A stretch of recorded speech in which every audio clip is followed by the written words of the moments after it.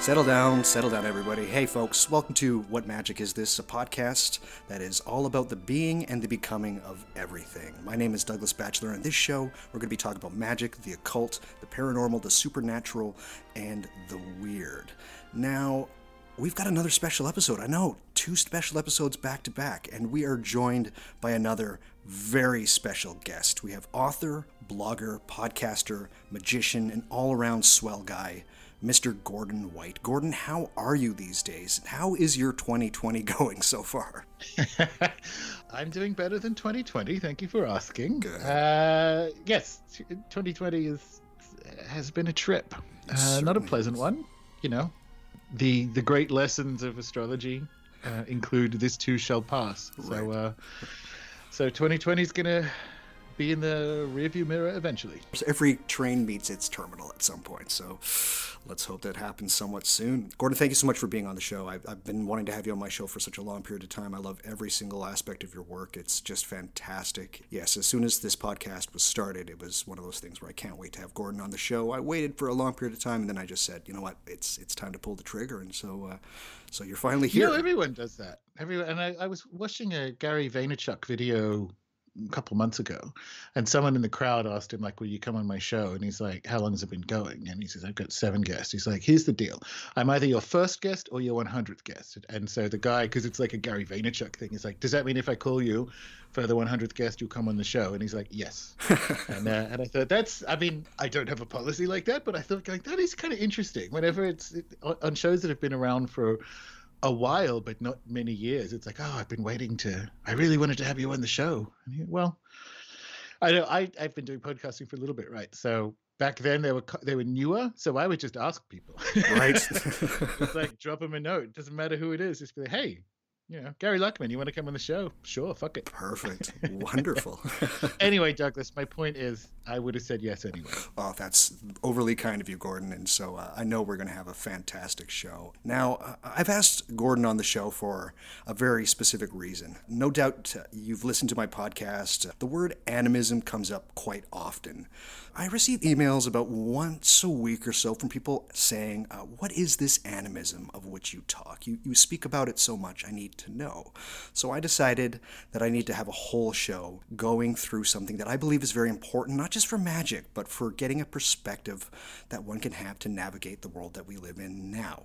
While there are quite a few magicians and scholars trumpeting the benefits of animism, none of these people, I feel, come close to revealing the richness, the rewards, and the pure beauty of animism that Gordon White does. So, just like my normal shows, we're sticking to one topic. There's just going to be one topic in this episode. It's not going to be a total interview like a lot of occult podcasts, but not throwing any shade at anybody's podcast.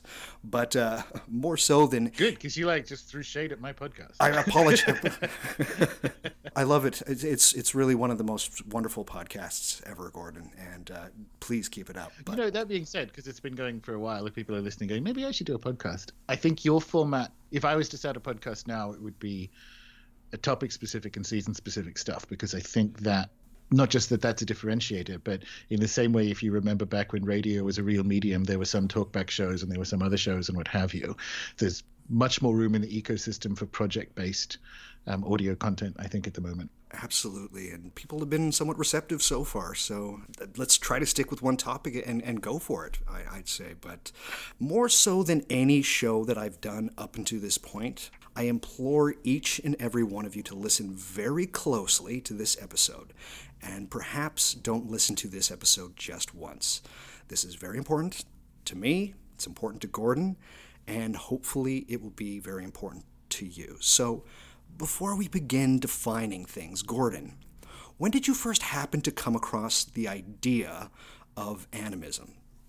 To come across it as an idea happened much later than my first encounter with what I now would describe as it, right? So my grandfather ran parts of Nauru and New Guinea for the empire. So my aunt's New Guinean and my father grew up there.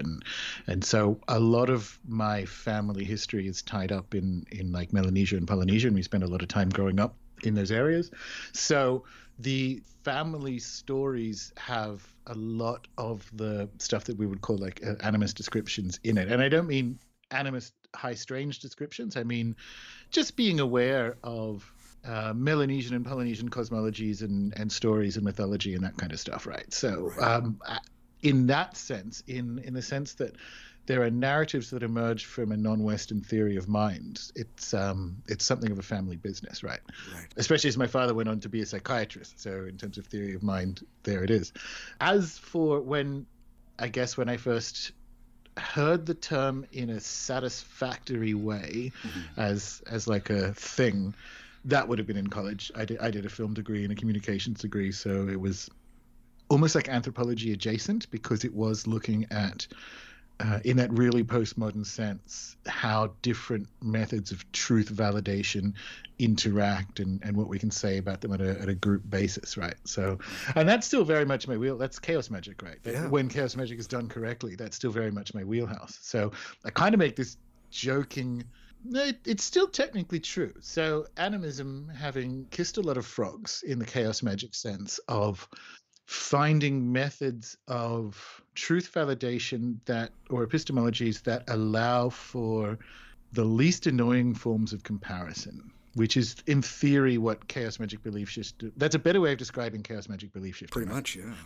So technically, I'm an animist because it works the best. So technically, it's still like a chaos magic take on it. Right. However, we're quite deep in now. It would take quite a bit. You still just kind of, in the chaos magic sense, have to technically say, if it turns out that there's like a more appropriate or more utilitarian way of doing these things, we could do them. Right. But I don't think that's going to happen. I think in the same way, your car keys are always, by definition, in the last place you look. I think there is something about the resurgence of animism, not just because, as you say, it's unevenly resurged inside magic, but what I would describe as animism and its resurgence kind of like across Western culture. We are part of a wider return of this idea of animism to the world, I think. Right. For me, I was in Chicago, and I was at North America's oldest occult bookshop, and they had a copy of Peter Gray's Apocalyptic Witchcraft. And I loved the book. And then I got to the very last chapter of the book, Hic Rhodes, Hic Salta. And I believe Peter brings up animism, and just the way that he described it to me was just like, it's that almost in the same way that you were talking about, Gordon. It's one of those things that I've almost always known but didn't have a word for in some strange way. In Apocalyptic Witchcraft, I just love what he says there. He says that the word animism should be raw, as it is a wound that is still being scoured. Which, as soon as I read that, it was off to the races for me to look up what this idea of animism was. So to speak on that wound and better understand it, Gordon, what can you tell us about the world into which Edward Burnett Tylor first coined the term animism? Well, yeah, why I think it's no surprise that animism returns at the close of the sort of Anglo-European imperial project was it's deeply and profoundly implicated in the expansion of the Anglo-European imperial project. Right. And that's the sort of wound and damage, and it calls you to look at it and not look away that Peter is talking about. So Tylor was a 19th century anthropologist, and he coined the term. Early anthropology essentially arose to describe to white people why brown people were inferior, and consequently why we could take their lands, which we then went and did. So it was never at its beginnings about anything, even if they were aware of it consciously or unconsciously. It was always part of the imperial project. If you look at 19th century animism, they're doing things like boiling the flesh off African skulls and filling them with rice and seeing that the carrying capacity inside the skulls of an African is different to a German or a Chinese person, and making competency claims based on it. Like, it is so stupid. It's the stupidest. Found that people with African skulls, they held more rice was one of the major problems, was it not? Yes, it was. It's like, well, they're dumber than us, so what do we do? Like, it's astonishing. And animism is what happens when a almost post-Christian 19th century materialism encounters, in particular, a theory of mind, but a way of being in the world that is everywhere and everywhere else kind of exemplified, and in particular the taking seriously of interior experiences, so the imaginal and dreams and so on, led Tyler to say things like that these natives can't tell the difference between dreams and reality. So animism was a European description of brown, faulty cosmologies, right? And that's literally where it started. Over the course of like the 100 years from about 1850 to 1950, there were people who were sincerely trying to do better than that. It's still caught in the epistemological trap that the European Academy hadn't actually gone through the work of interrogating how it makes things true before it went out into the world to try and learn things. So it was always this case of accidentally looking in a carnival mirror and describing what you see. Right. And so animism comes with the politics of, to get animism right, you have to get that story right before you can even be with its claims on reality. And that's essential. That's like it carries with it, even if you have no intention of doing it, a personal decolonizing journey. Right. And if you look across politics, if you look across how we treat local biospheres, if you look across all these things, everywhere you see the preferred future is on the other side of a decolonizing process. Right. And that's the same in magic, that's the same wherever. And so this is what I think Peter is referring to, and it's why I think it's no surprise from an astrological basis that we have the return of animism here at the kind of end of the triplicity of European empires, because it's the dead, it's the throne of skulls that we built the last lot of reality on, being called, well, coming back to be recognized, but also to teach us something that we refused to learn for 3 centuries, and also that we probably need to learn in that cosmic sense to move to, whatever happens next. The bones don't rest easy, do they? They don't. No. They don't, nor should they. No, exactly. So, Gordon, how would you define animism to somebody who has never heard the term animism? So Graham Harvey has the academic definition of it, which is the extension of personhood beyond the human. That's good. However, I kind of would add another sentence, or add another half to that sentence at the end. The extension of personhood beyond the human into a living cosmos. Right. Now, and it's almost tautological to say that, but not really. Like Harvey lowballs it because that's an academic definition, and they're still generally too squeamish to say, like, look, the cosmos is alive. Right. Spirits are real, the cosmos is alive, blah, blah, blah. I don't have that problem. No. So I can be very explicit about it. And that's a really good starting point, because when people go, well, what do you mean by that? It's like, you need to realize that from an official perspective, your cat isn't a person. And if you were a cat owner, you'd be like, I think you'll find she is, right? And you can kind of begin the discussion with people at the level of pets and go, all right, cool. What about, and just kind of move up to different animals, or what about a forest? And so on. You kind of do what like Rupert Sheldrake does with his panpsychism play, right? Right. Which is, he has all these materialists saying, oh, I guess panpsychism is my explanation for consciousness. He's like, cool, well then the sun must have a form of consciousness. And they're like, I don't know. Animism is like, yes, it does. The sun is like the idea that personhood is exclusively contained within the idea of the human, particularly European adult, because that's another whole political thing, right, is a premise. It's a sort of Cartesian dualist premise. And it's one that if we haven't interrogated, and what I find fascinating about this, and I think it speaks to the correctness of animism as, this is a weird way of saying it, like the actual perennial philosophy is probably animism, is we operate on an animist level as kids, and even when we don't think about it, like the official position around personhood and animals like horses or forests and so on is that they aren't persons and we are, right? So that's why it was such a big deal that we've got rivers in New Zealand getting legal personhood status, right? I mean, other than corporations and humans, we don't think persons are real. But we do. Like, we behave with the understanding that they are. We are aware that it's a person-to-person interaction when you are dealing with a pet or something. So it's almost like restoring validity to the phenomenology of being a human person in the world. And that's my definition of it, right? Because like once you extend personhood beyond human, it allows for Uluru, or formerly Ayers Rock in the middle of Australia, to be, and it is, like a being. And the same thing for thoughts. So person or being is another way for it, right? Rather than the kind of dead machine universe gradually running out of steam like the 19th century trains that gave us, that metaphor. Right. You're in a community of beings, and that's what the living universe is. So in that kind of very Ursula Le Guin sense, the word for world is forest. Like, that's the right way of thinking with animism as a state. Beautiful. If somebody was to read a few of your blog posts from 6 or 7 years ago, a few times you say that you hover between panpsychism and idealism, but what was it about animism that really nailed it down for you as the most viable model above these other models?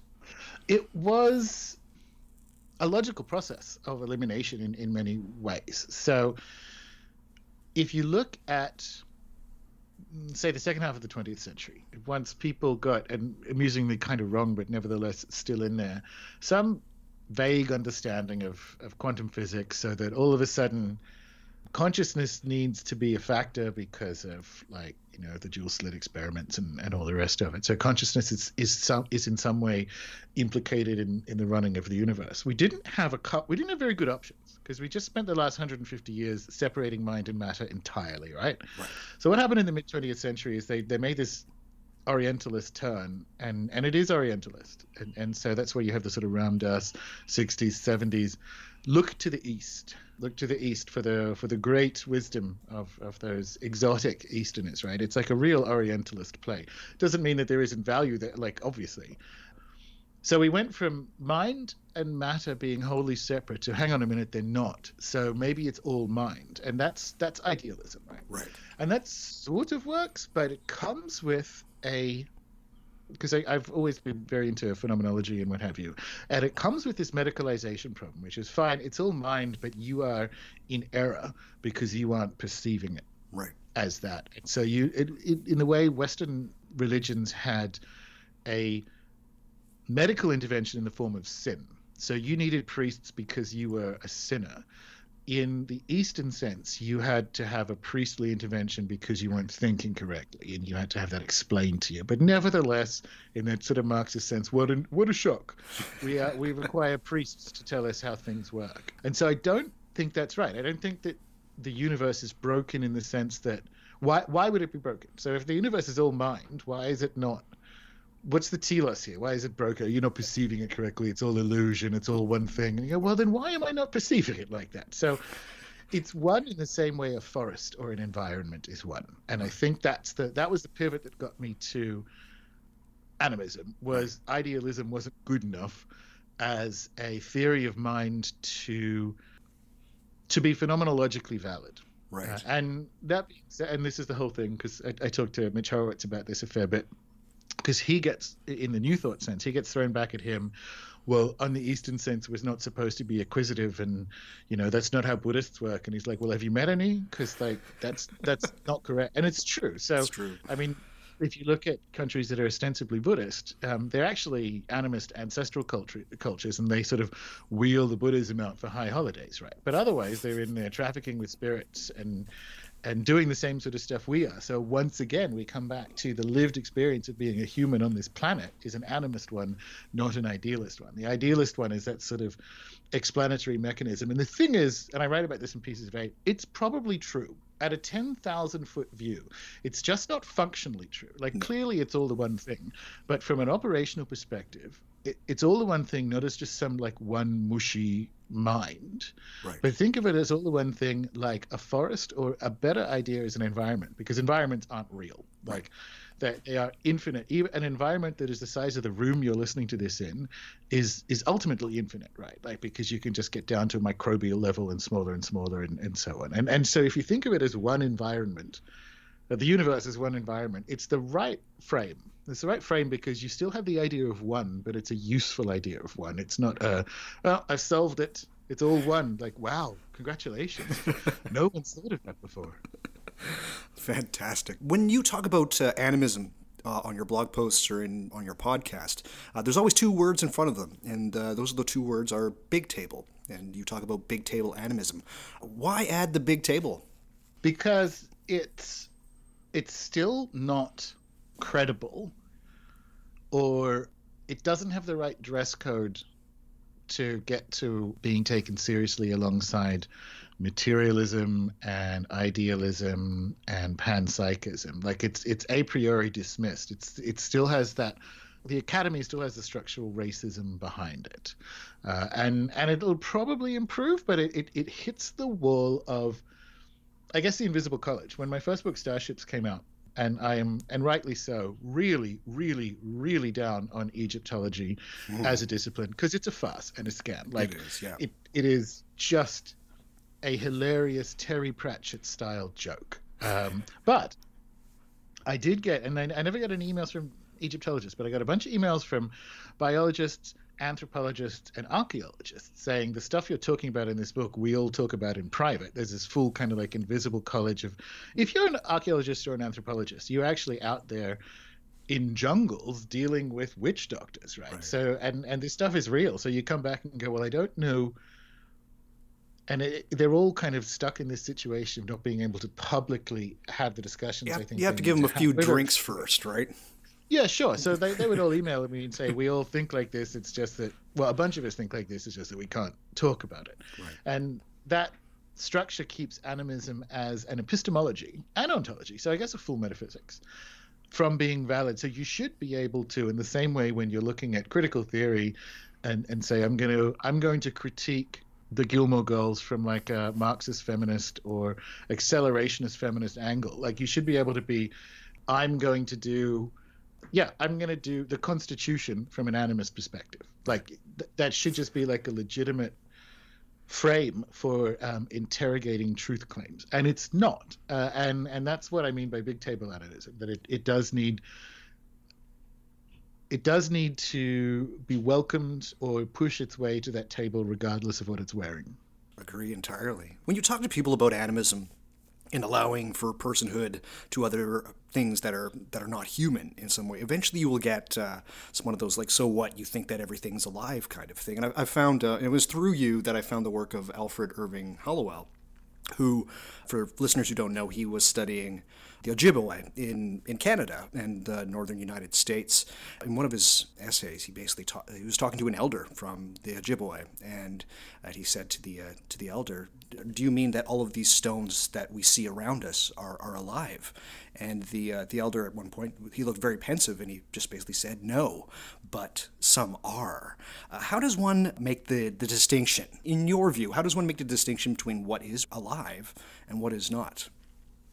Well, this is where the idea of the entire universe as an ecosystem or forest as a metaphor works. So that you can say, on the one hand, it's all alive. Right. As for it having personhood, that is subsequently encountered when something has demonstrated agency, right? And there's all manner, depending on where you look in kind of like non-Western and even some Western going far enough back, ways of being in the world. You get an idea. There are different ways of describing how agency can be unevenly distributed across certain things, right? And a common one is the idea of like a beastmaster. This is very Amazonian. So let's take sharks, because this is a Polynesian one, speaking of. Sometimes sharks are just sharks. Sometimes they're the shark god. So, and you will know that, and the shark god can, because it's a spirit world presence that's extended in the form of all its children, but it can actually inhabit either temporarily or for an encounter in a way that doesn't need to be described. Remember, like we have a subsequent need to describe because the way we are operating in the world doesn't normalize these things. So that's why it's like, well, how do you? That's why Hollowell was asking that question, because he wants to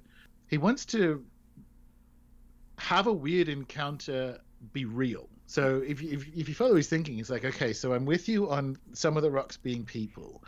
Like, tell me how that happens. What it means is that he's not living in a universe where that happens. And that's why it's very difficult to get that across. And it's why I have very little interest in philosophy since Wittgenstein ruined it. But I think the most interesting philosophical things that have happened in Western academia in the last 40 or 50 years have happened in anthropology, because they've had to solve this problem, because their whole raison d'etre, once they worked out, we're like the bad guys with the actual skeletons in our closets, is we're supposed to be situated in a way where we can either learn from people who aren't us or be enriched by people who aren't us in a non-extractive way. So they've spent decades literally wrestling with how, and Hallowell's heart was in the right place, but it's a mid-20th century encounter, right? Right, yeah. So some of the framing isn't as good as what happened after the sort of anthropological turn that we got. He was breaking very new ground, for sure. So yeah, he's who I think of. So I kind of put phase one, and it's not entirely fair because there are a couple of Margarets in the early 20th century, but I sort of put phase one of animism being Tyler to Hallowell, and then it sort of goes Hallowell to De Castro and others in the sort of second half of the 20th century, and then it's kind of like post De Castro after that. And that's just, it's not a real thing, but it's kind of how I chunk them. And it's because De Castro said anthropology went through a phase of the sort of three phases, which was phase one is West is best. Right. Phase two, post Hallowell, is West and the rest. So phase one was like, why is the West better? Phase two is, why is the West different? Phase three, and this is kind of important from an animist thing, is the whole idea of the West and the rest is a Western idea. Right. So like, you're not even getting that bit right. Relativity, yeah. And so interestingly, things like chaos magic and neo-paganism in its 20th century manifestation come out of that West and the rest era.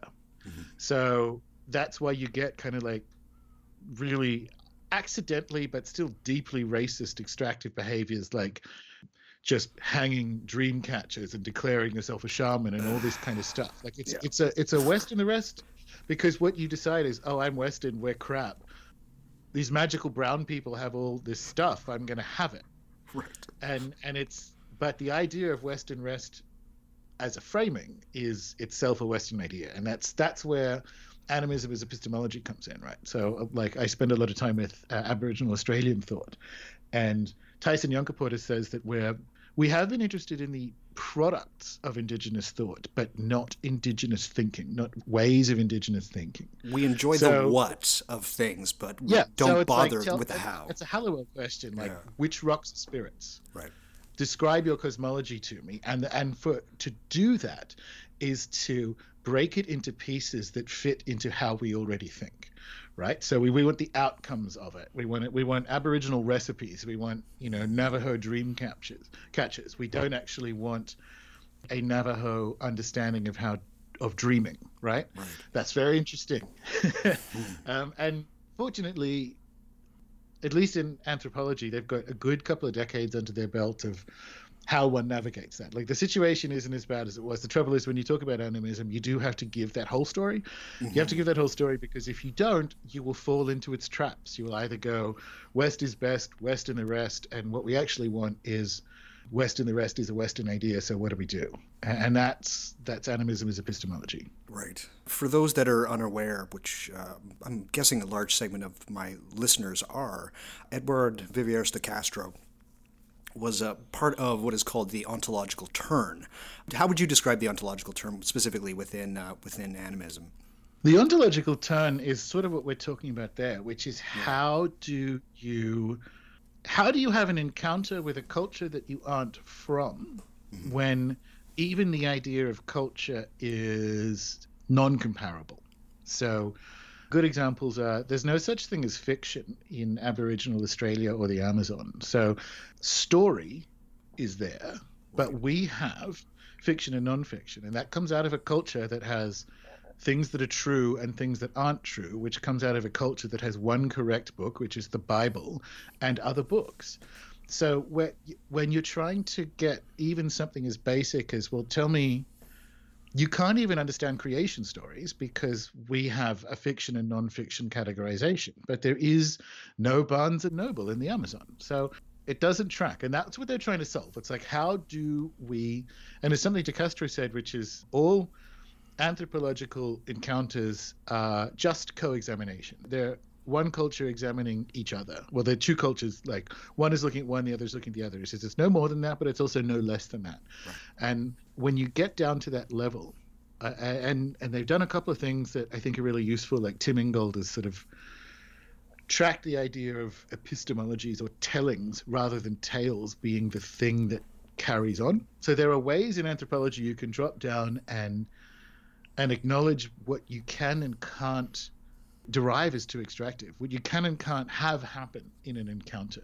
And it sounds like, if you haven't heard this before, the words sound really woolly, but they're not, because if you try and re-describe what I just said in your head, you'll fall into the trap. I promise you. You'll be like, learn from, extract. Right. Just like, it's all very fracking. Quite very much so. and that is what the anthropological or the ontological turn was about, is kind of realizing that the things that are allowed to be true historically in animism make it impossible to get a clear encounter with the things that are true outside of the academy. Right. And that's their whole job. So they spent 150 years realizing, wait, we actually haven't been doing our whole job the entire time. And so that's why it's interesting from a philosophical perspective, because there's never been, going back to like the ancient and, well, the pre-Socratic and Socratic thinkers, Greek thinkers in general were highly extractive. The Greeks never met someone else's idea they didn't like. Mm-hmm. And so we've never had a good mode of being with ideas that don't come from where we are in a way that doesn't either break them or decontextualize them. And so it's a really profound and exciting metaphysical moment to be with the last couple of decades of anthropological praxis, because it's the fulfillment of the chaos magic promise, because you're supposed to be shifting and encountering belief systems and so on, and that's all well and good, except it's this dumb, in the 90s in particular, this dumb supermarket model, which means you're actually not changing belief systems at all. You are further embedding the idea that you live in some kind of cosmic supermarket where you can pick and choose different things, and it's ultimately irrelevant. And that's crap, right? And so you need to be really good at comparison to be, I think, what the fulfillment of chaos magic is.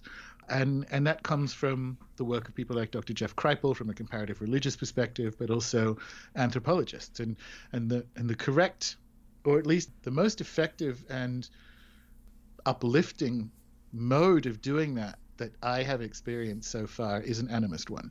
Right. Would a definition of the ontological turn, which it would be highly simplified, and maybe it might obfuscate it in some small way, would be to say, almost as if you were to Castro to visit the Amerindian culture there, that you are literally going to a different world. That you're actually stepping into a place that is a whole different set of rules. Would that be overly simplified, do you think?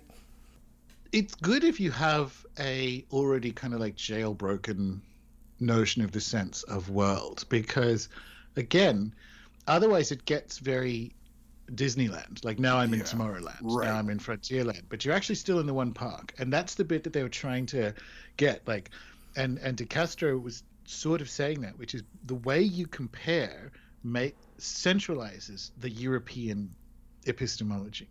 So it's fine enough to say, well, because what that means is you're comparing to a true thing. So if I go out into APY lands in Australia and I get them to tell me the word for tree and how they think a tree like works. See all the problems here. A tree doesn't work. Right. But also what I'm doing is saying, well, that's their word for tree. So what I'm doing is centering the idea of tree as correct. Right. Like ours is a plant which we've defined, and it needs water, and it converts carbon dioxide to oxygen via photosynthesis. So all these things, but that's not, you can't actually get at what on a new tree would be by doing it. There's 50 words for snow. It's like there's their words for what their words are. It's not 50 words for snow. There are 50 there words. Are 50 kinds of cold white crap falling from the sky. Exactly. That's very important. That's a really good example. A very Canadian example. We have a lot of it around for most of the year. Gordon, how important is the idea of relational experiences to animism?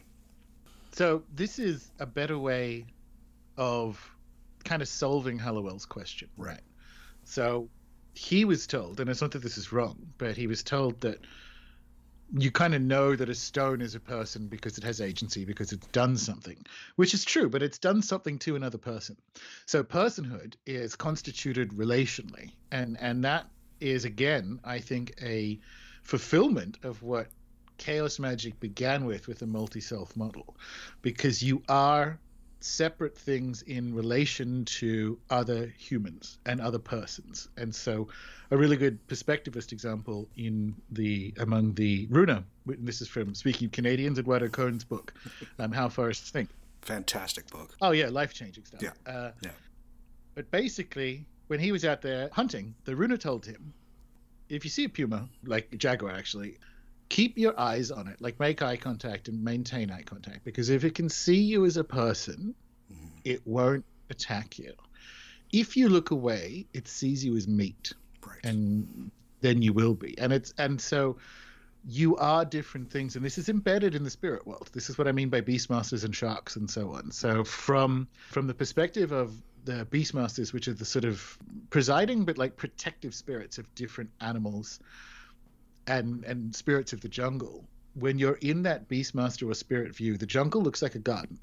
And it's not just that it looks like a garden, it is a garden, right? So everyone lives in a person world or a person life world, and that sort of powers this relationality idea. So for the fish in the bottom of a river in the Amazon jungle, the animals walking along the banks of the river are birds, because they're in the world and the thing above them is sky, and that is true. And so how do you get that to be, how do you convey that without saying the fish's word for the snake on the bank is, but like, you can't do that anthropologically otherwise. But that's how I think personhood, one, it matches with spirit experience, but that's how I think it's a better way of being with personhood, rather than the idea that just humans are persons, also corporations. we have it so fucking wrong, right? We do. You know who you are in relation to other things. You know who you are in relation to your pet, to your parent, to whatever. And you are actually constituted in that sense. And you are certainly a different person when you are in shark-infested waters, or, you know, you're a very different person at that point. So it's the right way of being with the idea of personhood in a universe that is filled with other beings, and out of that our sense of who we are comes, and that's there in magical experience, right? If you think about the difference between souls and higher selves and guiding spirits and all the rest of it, we are relationally composed of our interactions. Which is one of the most wonderful things about how forests think. I think Eduardo used the idea of if there's a noise outside and your dog happens to be sitting there, both of you react to the noise. It's just that you're comprehending them somewhat differently, but the experience itself is relational. You relate. What you share more than anything is mind, right? Yeah, that's good. That's really good. And he uses that to kind of make a sort of semiotic claim about the interactivity of a forest, which I really, really like. Yeah. And that's a perfect example of non-extractive comparison, because it actually relies on Western ideas, but the match works so that you can experience the Rune way of being in the jungle. And I think that's amazing. Absolutely. There seems to be two camps within animism, at least from what I can tell. There's what's called, that is a problematic term, is new animism, which is somewhat overly scholarly. You have characters such as Graham Harvey, Tim Ingold, Isabel Stengers. They seem hesitant on the idea of spirits. And then you have the other camp that is very clearly not. These are my people, and I'm pretty sure these are your people as well. Are spirits essential to the idea of animism, Gordon? It's boring without it. So it's like, it's not that it's essential. Like, you can do what you want, but why would you do this? Right. That's my answer. I know Stengers identifies as it, but I think that whole, like, I go in and out on Latour and those people for the same reason, that I like Latour's solve with things like nature culture, and he's correct that we've never been modern, so, and all that kind of stuff. But they're just so urban, continental. Like, I just sort of think, based on my own experiences, you need encounters with the hyperdimensional, supernatural, all terrible words, but you know what we mean. And I can smell on you if you haven't had them. And they're just kind of flouncing around using these words as a redescription of that sort of, how to describe this, like a post-Derrida continental left. And it's like, well, maybe we're animist. And it's like, well, then I want to see you vomiting and shitting for 2 weeks on ayahuasca, Isabel. And that's the problem. Again, it comes back to epistemology and so on. Like, there's a phenomenological validity to being with animism in a way that isn't just descriptive in your native language. And so, yes, I agree with you. Again, excluding people like Stengers, if you actually listen to it, Ingold's a good example, because he spent a lot of time in the Arctic Circle with, native peoples. I guarantee you he's actually quite good at supernaturalizing. Again, it's the wrong word, but making supernatural claims in front of audiences that don't even realize he's doing it by saying, well, I can't even get this stuff into, and it's true, can't get it into academic books because I need to be able to footnote a thought I had while looking at a cloud, because that's how that sort of epistemology works. So he's basically making personhood claims about clouds. And it's funny, like personhood, you're essentially calling something a spirit or deriving from spirit. So I agree that there are not good people talk. And it's not that there's nothing wrong. She's not like a bad person. I just don't have a lot of time for the overly described post-Derrida continental Stenger style thing. And I think Latour's halfway there. It's actually why it took until Donna Haraway's last book for me to kind of come around, because I didn't like her cyborg stuff in the 80s for the same reason, that it's trying to have your cake and eat it too. And I'm like, look, just say spirits are real. Don't be like, maybe we become a half robot, half dog. I'm like, oh, come on. Was that Staying with the Trouble, her last book? Yes. Yeah. So and she again gets, if people sit with what she's saying, she's kind of winking at something that's closer to full-blown animism. Right. But you will get it with some of them. Like, again, Eduardo Cohn is more explicit. And I expect we'll see more of that in the coming decades as people, one, because it's more accurate, but two, it's just time. It's just what happens now. Yeah. I think sometime soon, Eduardo's releasing his next book. I believe it's called The Forest for the Trees. It seems to be almost a bit more of the same, but the way that he describes it, it looks to be an utterly toothsome prospect. So you really were the first person that said, you should check out this book, How Forests Think. And the first reading of it is, The second reading of it is, okay.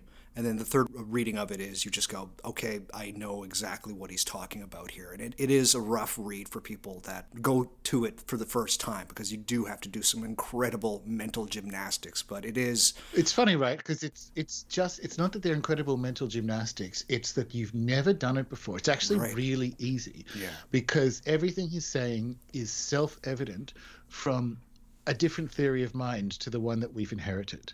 Right. And so it's actually a very gentle it looks like mental gymnastics. It's funny, when you were arranging this via email, you're like, I want to do an Animism 101, and I was waiting for you to say 101 so I could be like, can't be done, because of everything that we've just spoken about, because that implies that animism submits to the didactic learning process of a Western university of least complex to more complex ideas, 101, 201 up. And the whole point of the ontological turn is that that's wrong, right? Right. So congratulations, Douglas, for not falling for it, because I was waiting to pounce. But that's the thing with someone like Cohn or De Castro. The first time you encounter it, it's like, this is goo. And I'm like, it's not. No. Your theory of mind is goo. Correct. Like, it's actually, it's not gymnastics. It is bungee jumping. Because it's actually one big, easy jump. Right. But it's a big deal to do. It's like, yeah. And then once you jump, it's like, oh, actually, this is easy. All I'm doing is falling. Like flying. You're actually you're not falling, Gordon. You're flying. I actually really quite like that. New Animism is a bit coy somehow, concentrating on, let's say, the poetics of everything in life, and perhaps not believing that the things are alive, but behaving as though they are. Yeah. Does this go far enough for you, do you think? Or I think we maybe covered it just recently, but the idea of not having spirits. But there's got to be a bit more, I think. Would you agree with that? There is. It's a weird situation, right? So yes, you see a kind of uninspirited animism powering some stuff that I'm very fond of, which is the sort of post-alarmism environmental activism. So Right. how can you be an environmentalist when the environment doesn't exist? Like the environment is a sort of very range-bound and wrong concept. And so it's powering things that I like. It's powering, like, what does environmental activism look like when you understand that human interactions with nature are not loss only, and that there is no separation, which we all kind of like know. We kind of like nod along to that. There's no such thing as nature. I'm like, okay, then it's easy to nod. what the fuck? Yeah, exactly. Then what the fuck are you doing with this ridiculous version of activism, right? So Right. it's kind of, there are so many dumb thoughts in the world that the ones that are kind of close by, that they're close by, you think, nah, why would I go after them? Right. Why wouldn't I go after the idiots rather than the people who are like, listen, again, the same thing. It's like, you just need 2 weeks on ayahuasca and all these things you're doing, you'll realize you're doing them in a living universe. Like, Right. you live in a cosmos that's alive and filled with spirits. You can say that as a narrativization of your environmental activism, but to know it, to like know it, it changes your entire value system. Absolutely.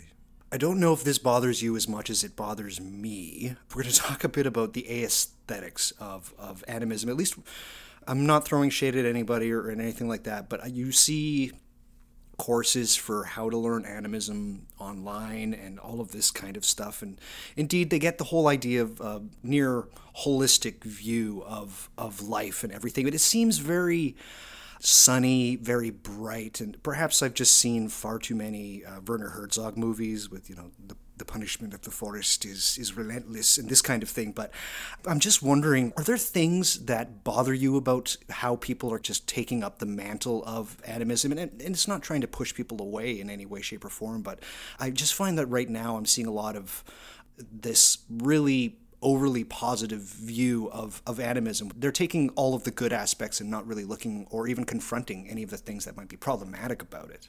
Oh, totally. It's the wanting the products of thought rather than the indigenous thinking. So Right. that's the whole difference. Why I've, for a decade, been saying animism is epistemology, not ontology, because the 20th century one is that. The trouble is, like, to some extent, I'm at least partially to blame for a lot of people using the A word just because that seems to be the word they want to use. Right. I get what you mean. The good thing about living in a world living in a living cosmos is that if you don't go too far into magic correctly done, as far as I'm concerned, before it will put you on your ass. Yeah. And so I see these kind of sunny, beaming Morons trying to do the most amazing things, like saying, actually, you can have a Marxist version of astrology. It's like, you're doing both of them wrong, and I like both of those things. It's not even a burn on one of them. You go, sooner or later, something is going to put you on your ass if you do that. It's and that is because the world is a forest. Like, if you toddle off into the woods with nothing, you'll get eaten by a bear or bitten by a snake or whatever. Like, you're in a community of beings and you are relationally composed to them. And if you are relationally composed in a way that turns you into food, and that definitely happens in the spirit world, then like, good luck to you, basically. But as for, like, yes, it's just what happens now. It happens to everything else. It's a just what we do. Yeah, like, the phrase is faddish, Yeah. but this is what happens. Like, I think, and it's funny every time it does happen, because I'm in internet years 900 years old. So fads come through, and they're in macro culture. So there's an astrology fad that's coming to an end in the wider culture in the West. Right. And I guarantee you that there's, out of the millions of people who are just flapping their idiot heads with this kind of hot take version of astrology, there'll be, just in North America, 100,000 people that actually go that extra step further and discover Hellenistic astrology and maybe like Chris and Demetra's work and all that kind of stuff, and their lives are changed forever. And every time this happens, so a tarot fad or what have you, it's mostly nonsense, because most things are nonsense, right? But in those kind of waves, in those epidemics, to be topical, some people die. Some people get the tarot bug and die. And it's the same thing. Animism, like, it's everywhere, and not a lot of it's good, but it will lead people to things that are. And that's just what happens. Absolutely. One of the things that I love about when you talk about animism, Gordon, is just how humble you are about animism itself. You've said a few things. One of them is that animism is probably wrong. And another is that animism is perfect as long as you don't look at it. You look at it, you break it. I'm wondering if you could expand on that a wee bit. Well, that's the perspectivist thing, right? And so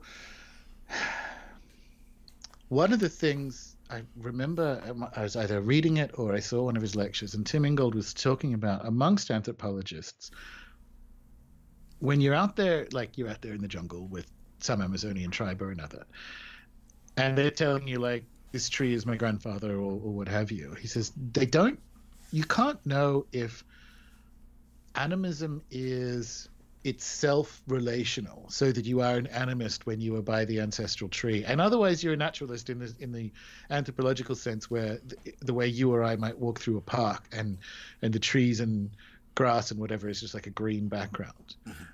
So that's what I was trying to get at with animism. Only works if you don't look at it, because I think people are, I think it's the opposite of what Ingold was speculating there. I think people's resting state is animist. Right. And we use the words wrong. We use words like personify or anthropomorphize, but our experience of the world is person-based and phenomenological. So it's almost like if you try to do animism, like with speech marks around it, you kind of break it, because you've put it into a mode or a framework, like a car that you hop in. And that's not the level I want it at. That's an ontological level. I want to drop down at a kind of like epistemo-phenomenological level of just being in the life world. Experience-based. Yeah, exactly. Yeah. Because I think it is. And I'll tell you, it is for me now. Like, unless I'm really high on something, and usually just weed, because otherwise everything else makes me more in that direction rather than less. I'm never not in that mode now, and that's a kind of, it's achievable. I've put a reasonable amount of work into it. There's been jungle trips and desert trips and decades of this kind of stuff, right? But I live in an animist life world, and it can be, not like it can be done like you should achieve this, like you can lose 100 pounds. Yes. That's what I mean by I'm doing it without like looking at it. Right. So that's what I mean. And it's wrong because everything is wrong. Like it's just people in the end. It's just people and spirits. And animism itself, it's a necessary wrong that we go through, because we, particularly those of us who are speaking this language, we have to go through that necessary process of finding way other people speak it, for instance, and like sit with that and how that's really ancestral stuff, right? Like if you live in a universe of spirits, you kind of have to go through animism, because it carries the medicine with the poison. Yeah. It's less wrong than what we have now, which is just staunch. Completely wrong. Completely wrong. So and destroying civilization.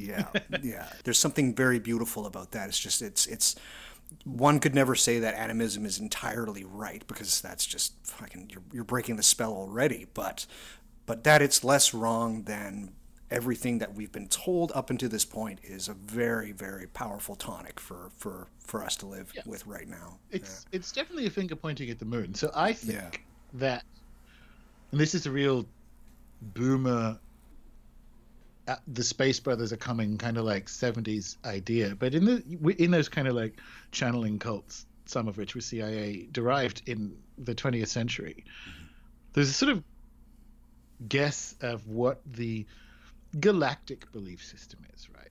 And to try to live in accordance with whatever like an alien version of spirituality is. And the thing is, this is another reason why animism is such a contentious term. One of the things that the anthropologists did when they headed out there was had a separation of religion as something a culture does. But like animism isn't a religion. It's a way of being in the world, because it's a way of being in the world that doesn't have religions, right?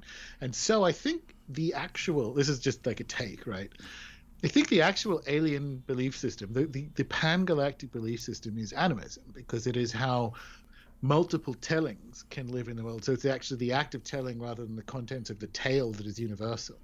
And I think that's coming back to why animism is wrong, but it's wrong the way a finger pointing at the moon is wrong. Right. It's a way of being with the true humaning, if that is not too weird. Yeah. Like it's when we need to, it's how we describe what I think the fulfillment of humaning is. Absolutely. How important are ecosystems to animism, and more specifically, I think you were probably the first one that I came across this line of thinking, and it is so useful to me, at least, just with understanding almost nearly everything in my life. What is ecosystemic thinking at this point in the timeline? So it's, on the one hand, it's a trick because ecosystems aren't real. Right. But ecosystemic thinking is like a nested relational thinking.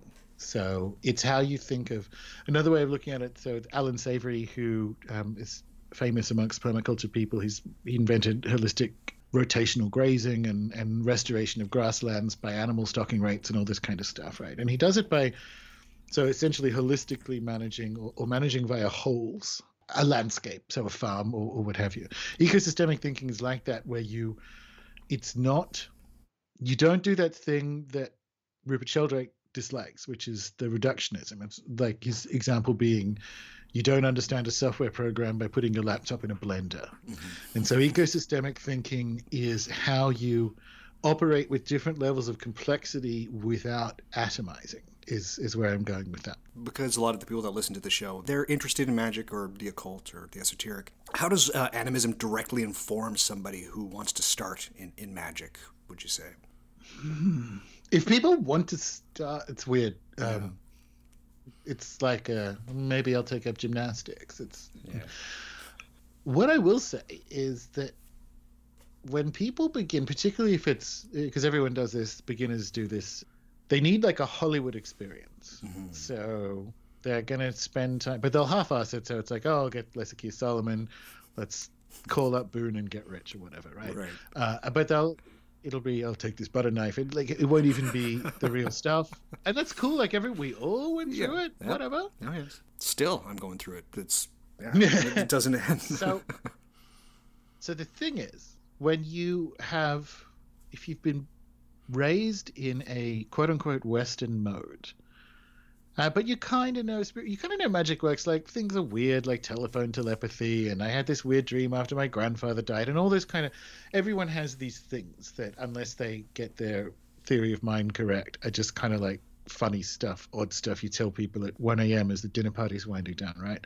So when it comes to what animism offers at a beginning level, it's that a spirit encounter requires you to have a healthy conception of what spirits are. That sounds obvious, but it means that you don't need the Hollywood. If you're expecting like lightning to flash and the windows to fly open and all this and all of a sudden it's there's this thing standing that actually does happen, but it does. Yeah. There's a thing standing in front of the room.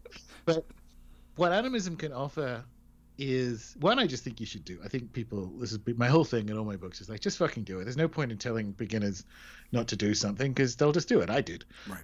But it's how spirits can operate, and you get an understanding of spirit logic and spirit presence when you realize that the imaginal for many of these cultures we've been talking about is identical to the spirit world. So dream and the imaginal is that. It doesn't mean, and the Australian Aborigines, unsurprisingly, are I think the best at this. I think their dream frame is correct, where they have what's called little dreams and big dreams, right? And because humans are spirits, we can actually generate little dreams. So most of the stuff that goes on in your head as you sleep is that kind of little dreams. Right. The things we do, like a snail makes a shell. But you also get big dreams. And that's when dreamtime beings and entities and ancestors and spirits will come to you. So I don't know what people expect a spirit encounter to be, if not an imaginal upwelling. Like for most of the spirit encounters, it's that, right? The whole point of, say, the Solomonic approach is to essentially really fuck reality up temporarily so that you can get, in a way that it's like dangerous Navy SEAL scuba diving shit, right? Like it's going where humans should not go to get a thing happen. And I say that I'm a proponent of it. I have a course of it, right? Like, but it's not, you can't really learn, you don't really get a healthy or accurate understanding of the operation of spirits and spirit logic from just doing that. And so when people start magic, they kind of have a real, unsurprisingly, like a really shitty frame for what spirits are and how they work. And animism helps you with that. Or they think that, well, so a shitty version of that frame is that the spirits don't exist. And that's why, you know, the intervening decades of chaos magic have been so shit. It's like, well, it's all in your head. And I'm like, yeah, right? So you're either going at it with, well, it's all in my head, it's all just theater and psychology. And I'm like, oh, really? Explain what those words are to me, on the one hand. Or it's you're expecting some real Bela Lugosi stuff. Right. And you will get that eventually if you keep doing it. But that's not emblematic. No. So animism gives, I think, people, and it's funny, as people encounter it, and it's certainly happened over, because we use a lot of these thinkers in the premium member coursework. I get emails from people going, I'm just reading this book, and it's actually just reorganizing my experience of my whole life and my understanding of how my grandmother has posthumously interacted with me and the things that she likes and all the rest of it. And I've done nothing different. I haven't summoned her. I haven't done any of that. But I'm now in a theory of mind that allows for my real experiences to be, wait for it, real. Yeah. And that animism gives you that, right? Absolutely. And so that's, I think, it's beginner value. Right. Also, it's expert value, frankly. Yeah. And I think one of the most important things that people need to, and this will be something that I mentioned in the last episode, but animism allows you to keep with the curiosity, always. It allows for a great deal of phenomenological experience to enter in and just not judge it at all. Just to kind of just take a step back and just be like, I'm allowing for the experience.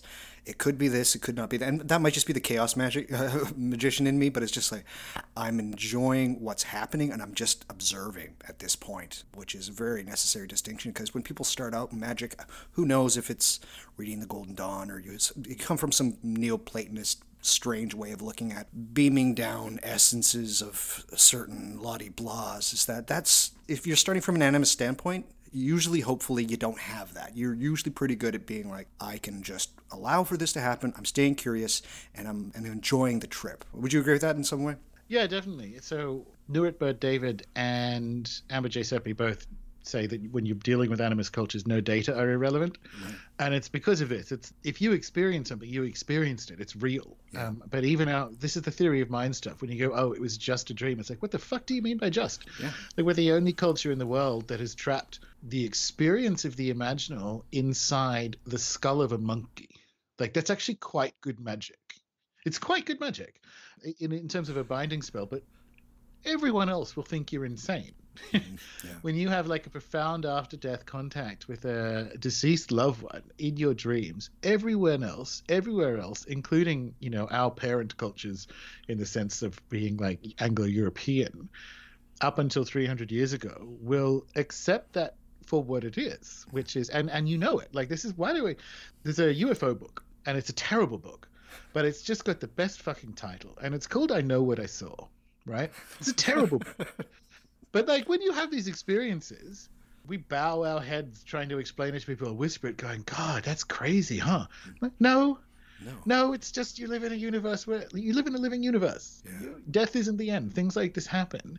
And animism can gently give you that frame. So when you encounter it, and when you encounter it in its robust form, not in its Instagram form, what it does is provide you with a way of situating and relating to all these experiences you've had, and people have the experience of going, holy fuck, this is a way of being with my own experience of the universe for my whole life. It's not something I've converted into. It's not like becoming an Orthodox Christian.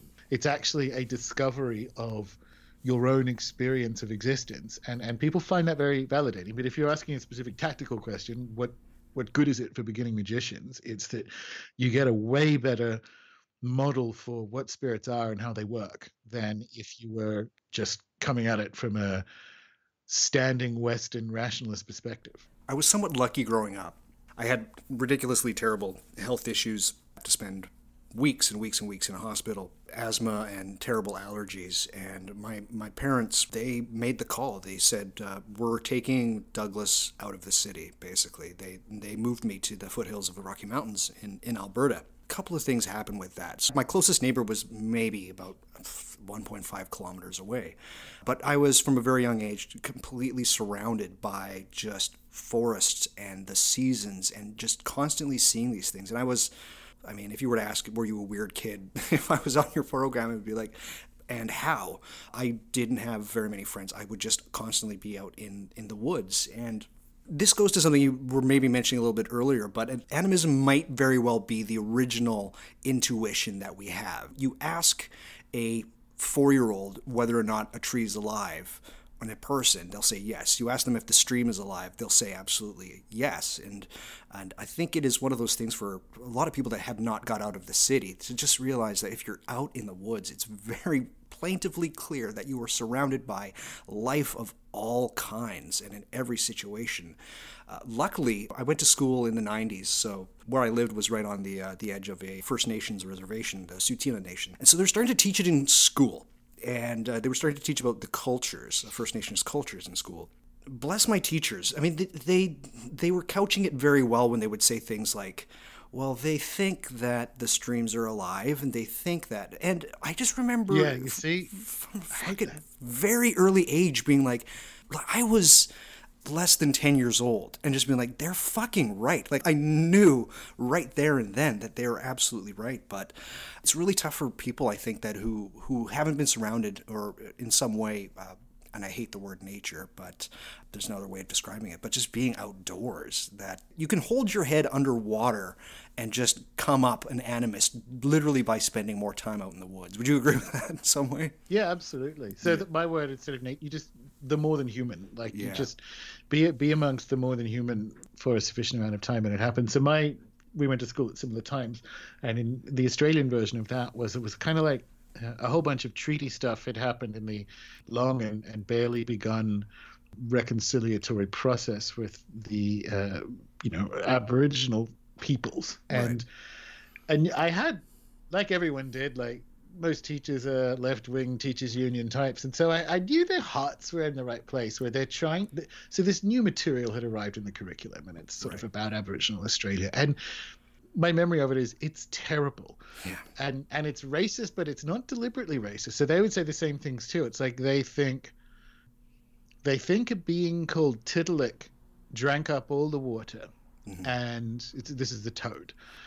And then Emu had to make Tiddalik laugh, and that's how the rivers are where they are, because Tiddalik laughed and they all came out. And you knew that they were trying to be present for the reality of these experiences, but they just didn't have the and so it's like they say things like they think, and right away you have brought a whole world into ours. We've just eaten it. Yeah. We've just gone, I'll have that. Yes. By putting those words in front of it, and that's what the ontological turn solves. But it's funny, I had the same experience as a kid, but mine, like my year 6 teacher, you could tell, and she was a practicing Christian. She went every weekend to church and what have you, and you could tell she was trying to do the right thing, and it was just a mess. Yes. And that's the thing. And funnily enough, that's neo-paganism to me. Yeah.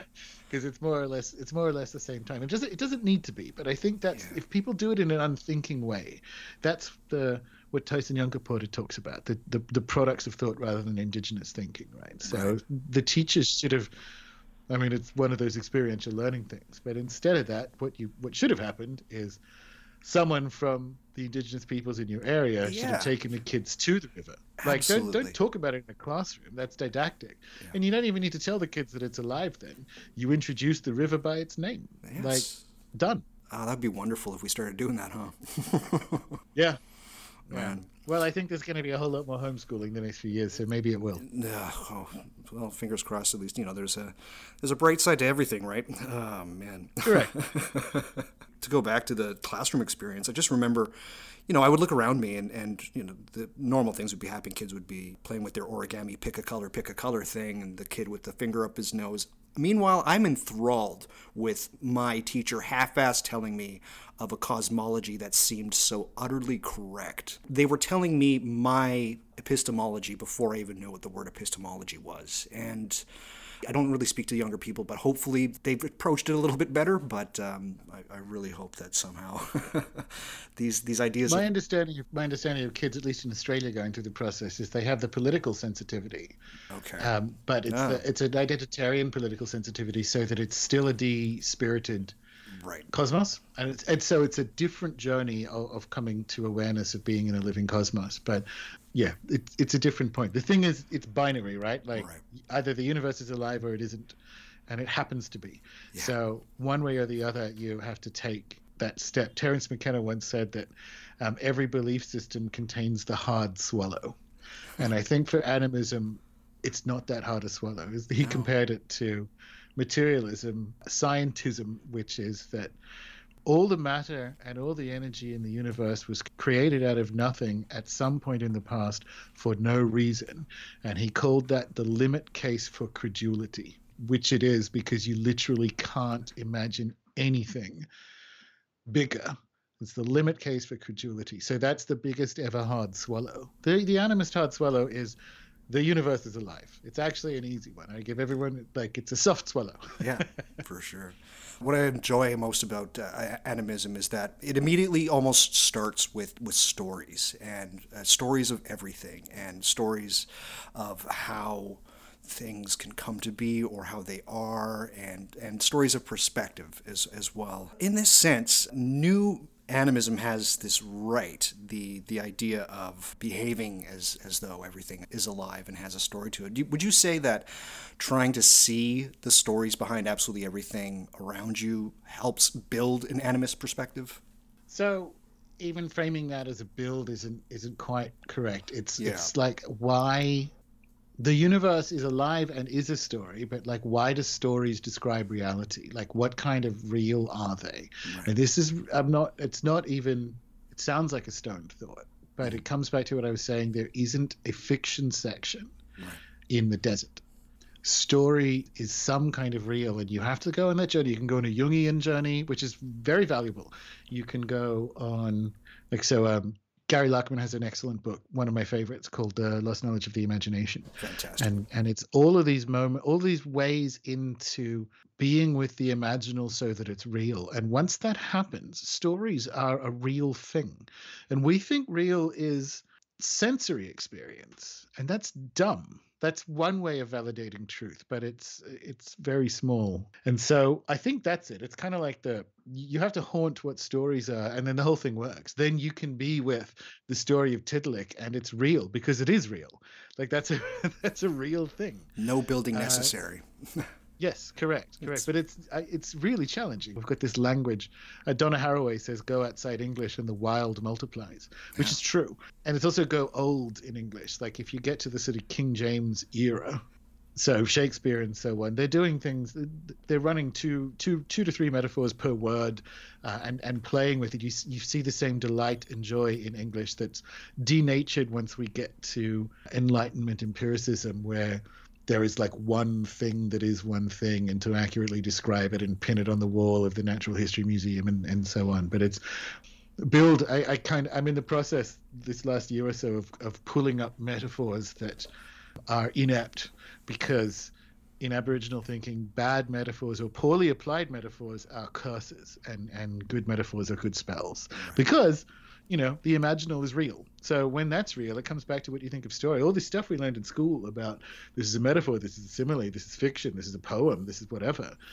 It's another thing that happens in an animist mode. It's like, this shit is a kind of real, and it works. It does things. So it's fun. It is, very much so. Do you think that animism gets a chair at the big table? And does it matter if it doesn't? I think it does. after the collapse, but it absolutely doesn't matter. It's kind of like what happened to Egyptology, where it's not even credible at universities. They're bullied, basically. Yeah. I think is happening to any of those sort of ivory tower, anything that requires expertisism in the ludicrous medieval sense, which is where we get universities from. They come from cathedral schools. They're ecclesiastically structured. Mm-hmm. It's their own fault. If you look at the last 150 years, they've been handmaidens to power the whole way through, whether it's the expansion of empires, the expansion during the Cold War, or the propagation of capitalism and CIA projects through the Cold War to now, right? And they were a 500-year project that is winding up, mm-hmm. And fast by the looks at the funding challenges that are coming now. So there isn't going to be a big table. This is another meme, right? Yeah. Like there isn't going to be a big table for a while. Yeah. And animism has seen them all off. I think about this with Aboriginal Australia, right? These are the longest and oldest continually practiced cultures on Earth. They go back 50,000 years, and that's where we stop seeing them because we don't have any tools that can see any further back than that. And there they are 50,000 years ago with flourishing complexity, right? So these fuckers have seen off ice ages. Yeah. And I think about those sort of the sense of the timeline, because Australia's invasion, its colonial impact, is 200 and change years old, about 250 coming up. That is an eye blink to a 50,000-year-old culture, right? And the same thing, universities, you could say they're 800 years old. Let's go with cathedral schools, right? Sure. So that's an 800-year project that's winding up. It's another thing. So this project invented the word animism, but actual animism might not even notice the comings and goings of the academy. And that's awesome. It certainly is. I think just mainly one of the things that you've hammered home quite well, and I have been a premium member of Room Soup since September of 2018. It's an overused term. I think for people starting out in magic, it really is so essential to understand that if you change your worldview, you change your world. I think that animism right now is almost the best chance that we have of changing things. Gordon, that's the animism episode. You made it. Thank you so much. Mostly on topic. Yeah, for sure. Oh, you know what? I just have to ask this because the people are clamoring when we were talking about spirits. And I was wondering if I should ask this question, but I got to. You've once said that the gods are in your head, but the spirits aren't. What do you mean by that? Well, this is a cheeky redescription of what we were talking about relationally and how you think of the imaginal, right? So when Jung was doing his work, his active imagination work, and he would be in the imaginal, these beings in there say, we predate you, right? Like, you don't have thoughts, thoughts have you. Right. And from these experiences, he built his whole, like, the depth psychology idea of archetypes as these kind of like cart ruts in the cosmos for these fields. So mother or magician or what have you. So in that sense, the gods are in your head. So it's how I define the difference between a god and a spirit.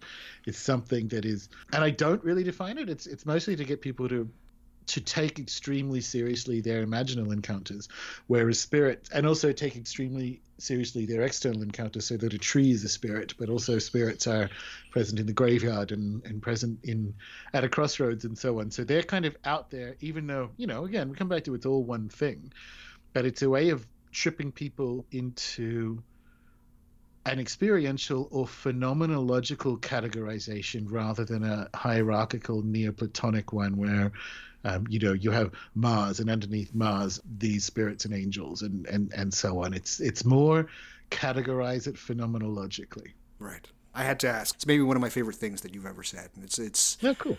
You can ponder over it for days if you really want to. Gordon, what is next for you? What's happening? I know the idea of a fourth book is something that it might happen, but what's they're in play. It's just one of them would have been out by now, but 2020 going to 2020, right? Yeah. So still working on. I can't write one book at once, and the first three. So two were written literally simultaneously, and then the final third one was kind of a final overlap of the middle one, right? Yeah. And so something's happened again where I joked when I first years ago, like when it started as a blog and it wasn't even a podcast or anything yet.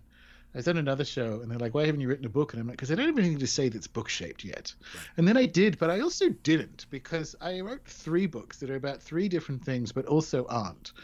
And that's happening again. So yes, I'm certainly writing books, and I do hope to have at least one of them out by the end of the year. Again, life's going on as it happens. We're heading into spring because we're in the Southern Hemisphere, so I'm about to be busy doing actual farm stuff, and the blog and the show and the member courses, and all the member activity, all the intention groups and prayer groups and angel scrying groups and all the other stuff we've got going on. Carry on. Yeah. I've bigged up the Rune Soup premium members a couple of times on the podcast, and it really is a wonderful resource for people. Everybody there is so supportive of each other. It's mutual flourishing is really the best 2 words that you can describe the Rune Soup premium membership. Gordon, thank you so much. I would love to have you back on. I adore your work. I think it is incredibly essential these days. Thank you for everything you do. Where can people find you on the interwebs? Runesoup.com is the best place. That's where everything is. I'm on Twitter as well, just less so these days. So that's Gordon_White at Twitter. But realistically, if you want to know something, it's all there at Runesoup. That's the show on animism. I hope everybody really enjoyed themselves. For people interested, head to whatmagicisthis.com. There you can find a way to subscribe to my podcast via iTunes or via Spotify. If they've got podcasts, I'm going to be listed there, guys. Also on whatmagicisthis.com, you've got Twitter, you've got Instagram, and you've got Facebook. Check them out. For each and every show, I do a ton of show notes. There's going to be some wonderful show notes for this one. All of the characters that Gordon and I have been talking about, we will have links to their work. There's a lot out there, and it's all amazing. If you enjoy the podcast, please leave a review for the show. I know people like the star clicky thing on iTunes, but some words. Words are nice. If you want to say something good about the show, go for it. If you enjoy the podcast, tell a friend. Chances are, if they're weird like you, they very well might enjoy it. And other than that, Gordon, I wish you all the best. I really do. I wish you and all the non-human persons on the farm all of the best there on Goth Island, and I would be honored if you were to come back on the show at some point in the future. Sure. Thank you very much for having me. Perfect. And that's the show, everybody. I hope you all enjoyed, and come on back. We're going to talk about a bit more of this crazy, weird magic stuff that you all love and enjoy. Until then, please stay healthy, stay hopeful, and stay luminous. We'll talk to you soon. Bye-bye.